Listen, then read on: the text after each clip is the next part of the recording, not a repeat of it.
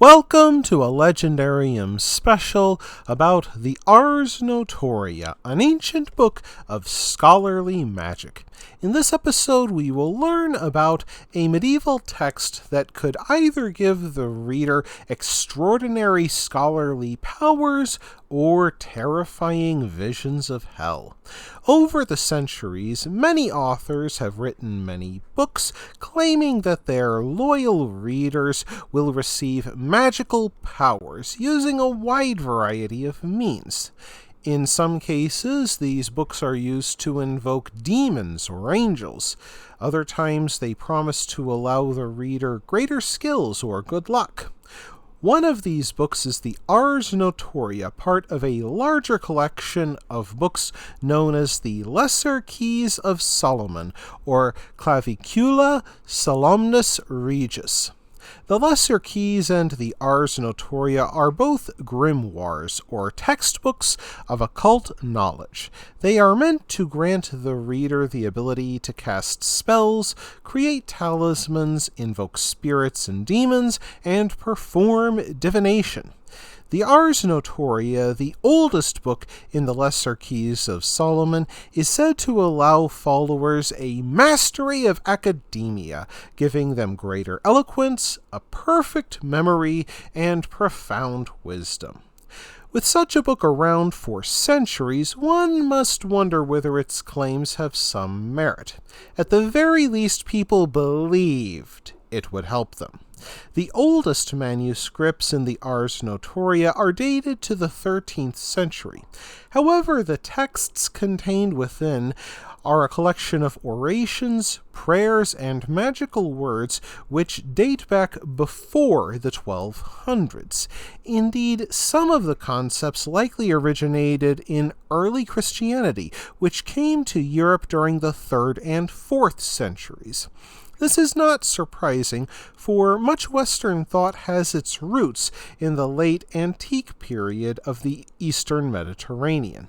In this region, the religions and traditions of Babylon, Persia, Egypt, the Levant, and Greece intermingled with each other and often created something new, like the Ars Notoria. These multinational roots are shown in prayers written in several languages, including Hebrew, Greek, and Latin. It has been claimed that King Solomon, described in the Old Testament, gained his wisdom and powers by following the text of the Ars Notoria. To those who wish to master an academic field, this can sound like a very tempting promise. Many who wish to have a better memory, greater eloquence, or heightened senses may have followed the Ars Notoria in the hopes of improving their life. One striking part of the Ars Notoria that has drawn much attention is an illustration of a so-called magnetic experiment. It shows the reader a method in which to communicate across long distances by using a lodestone and 2 compass needles. If the 2 compass needles are rubbed against the same lodestone, the needles would become entangled. Should one move, the other would move as well. By placing the 2 entangled needles in the center of a circle of letters, 2 individuals could communicate across great distances by manipulating their needle to spell out words by pointing to letters in the circle. And of course, some have pointed out that this medieval device resembles a modern machine known as the telegraph. Some of the spells in Ars Notoria cover a wide range of matters, some of which have little, if anything, to do with academia. One will tell you how to keep a hunter from killing any game, another tells you how to make yourself invisible, or how to learn who committed a theft. However, there have been instances of individuals following the instruction of the Ars Notoria and having truly bad results. John of Morigny, a 14th century monk, devoutly followed the teachings of the Ars Notoria. Rather than achieve achieving academic mastery, Morini began suffering from haunting visions of hell itself. He later wrote his own manuscript, Liber Visonum, in which he warned people away from Ars Notoria.